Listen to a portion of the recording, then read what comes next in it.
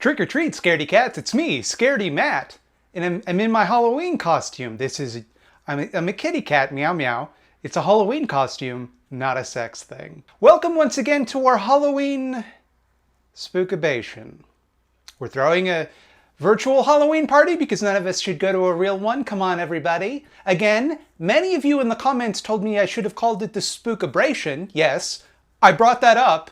The choice goes well above my pay grade. This is a decision handed down to me by corporate. I have no choice in the matter. So we're just stuck with that. And in honor of St. Spookentine's Day, we're temporarily changing the focus of this channel from horror media to spooky media. Once again, I will not be explaining the distinction, do not ask. Have you ever heard the expression, don't judge a book by its cover? Usually, pretty good advice. Sometimes, a good book gets a terrible cover. Sometimes it's just a movie poster for a movie based on the book, even when the movie isn't really all that similar to the book, and some of the elements of the poster are confusing when you read what they're supposed to be like in the book. A lot of books just have words on the cover. Boring! You can't judge nothing based on that. But there's one book series that has long defied this conventional wisdom. I'm referring, of course, to Really Long Stein's classic series of children's spook-em-ups, the Goosebumps. Based on my age and interests, it should come as no shock to you that I ate this shit up as a youngster. Well, for about 2 years anyway.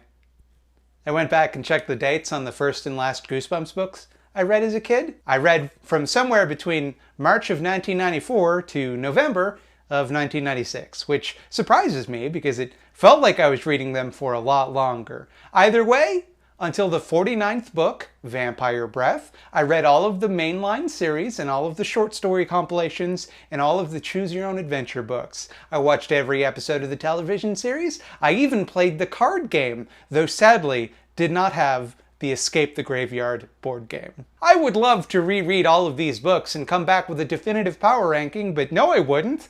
I wouldn't want to do that at all. Who am I kidding? That sounds like a nightmare. Although each of these books is probably like 30 pages long when adjusting for the huge font they used, that's still 1,500 pages, and that's if I only read the books I read as a kid, because they published a shitload more after I aged out of them, and 2 feature films. I'm not Brian David Gilbert. I can't be Brian David Gilbert. I've tried. Luckily for me, I don't have to read all of these books like a nerd.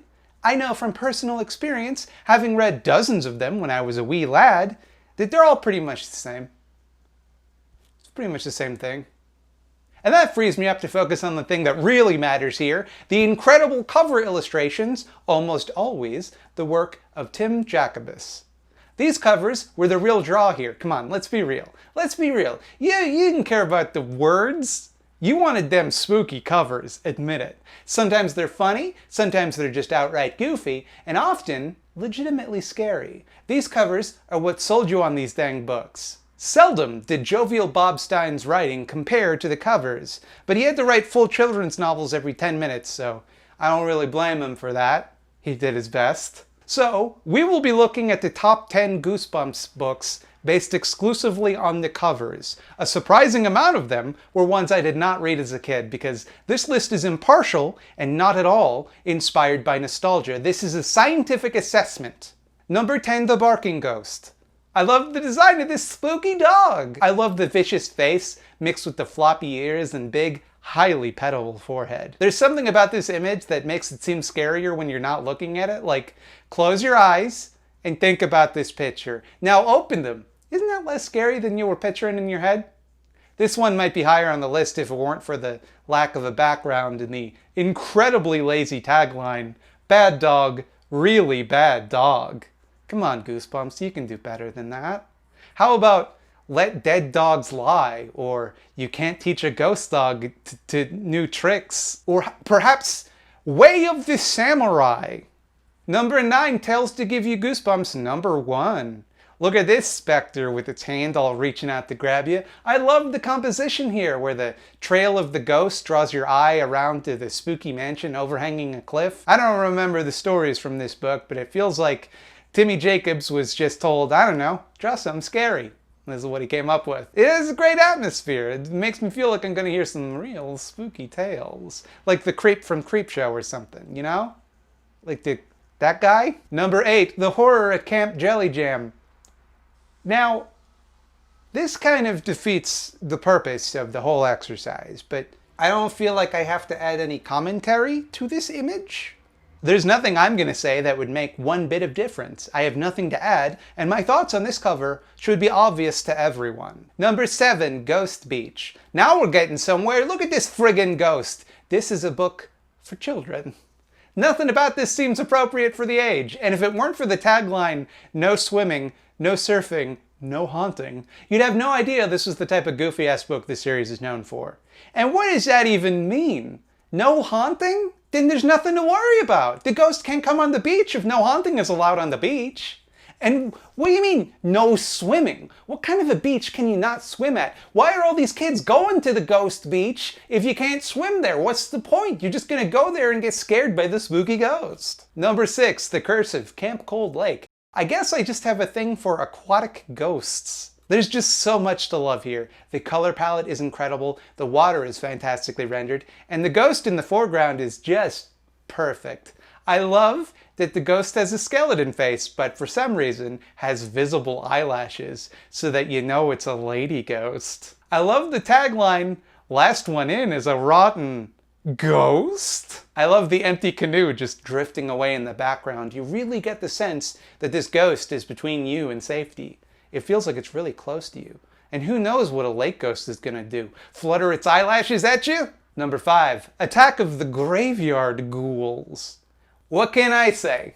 You know, I love a good ghoul. And these guys are great. Like, look at how gruesome they are. Look at this guy with his teeth rotting out of his head. Look at this guy with half of his brain missing and chunks of it just oozing out of his skull.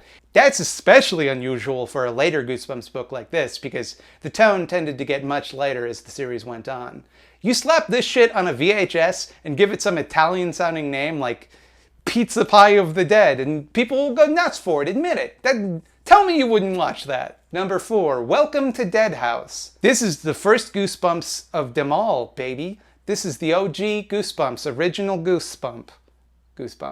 It's just like a haunted-ass house with a scary-looking guy looking at you through the window. Point of view makes the house look enormous and imposing. The red glow coming from the slightly open front door gives this sense of real danger, but at the same time, you kind of want to go in, you kind of want to find out what's going on inside that house. Tagline isn't messing around either. It'll just kill you. You're just gonna die. Because of the evil house. Like, I know that they probably meant it to be read as, it'll just kill you. But I can't help but read it like, it'll just kill you. It's just gonna kill you. You're just gonna die from the evil house. I was so scared of this cover as a kid that I had to bend the book the full way in half because I didn't want my fingers to rest on it, and that is not an exaggeration. Number 3, Diary of a Mad Mummy. Now, this cover delivers on the promise of the title in a way that few works of art can hope to match. You got a mummy with his big bug-eye glasses and messy hair so that you know he's a mad scientist. He's offering you a vial of some kind of neon green mummy fluid, and he's scribbling away in a book covered in hieroglyphics, helpfully labeled My Diary, with a giant pencil, even though he's not looking at the book at all. My guess is that whoever made this illustration, because this one was not Tim Jacobus, that this one was someone else, and they definitely drew the mummy first and forgot to include the diary, and the diary was a last-minute addition. And everything about this is perfect, but the question has to be asked, why is it both a mummy and a mad scientist? Surely Diary of a Mad Scientist or Diary of a Mummy is a perfectly valid Goosebumps title. But you make the fool a mummy and a mad scientist, and that gets the noodle going, you know? Like, what kind of mummy shit is he even gonna do? Was he a mad scientist in ancient Egypt that got mummified? Or did he invent a mummy potion that turns the drinker into a mummy? Looking over the fan wiki's description of both the book and the character King Boothramamman, he does not seem to be a mad scientist in any way, just a mummy. My disappointment cannot be overstated. Let's move on. Number 2, It's Only a Nightmare. Jesus Christ, what the fuck? Why would you do this? This is the book for children. Look at this fucking thing. Look at its fucking face. What the fuck? Now, I'm including this one because of the illustration, but the cover as a whole looks like absolute dog shit. Look at the weird bubbles and Web 1.0 gradients. Why is this shit written in a computer font? Is this supposed to be some sort of cyber spook? But that face, man, that face is sending me. Don't get me wrong, it's very funny that he has a personally embroidered sleeping cap and that the bed has 2 gargoyles on the bedpost. Like, yeah, of course that's gonna give you nightmares. But I don't care who you are, that's scary. Also, I'm just now realizing that this guy is in bed, not coming up to the foot of your bed, like I initially thought. But still, hopefully, Spider-Man will defeat the Blue Goblin and we don't have to look at this anymore. And finally, number 1. Monster Blood 2.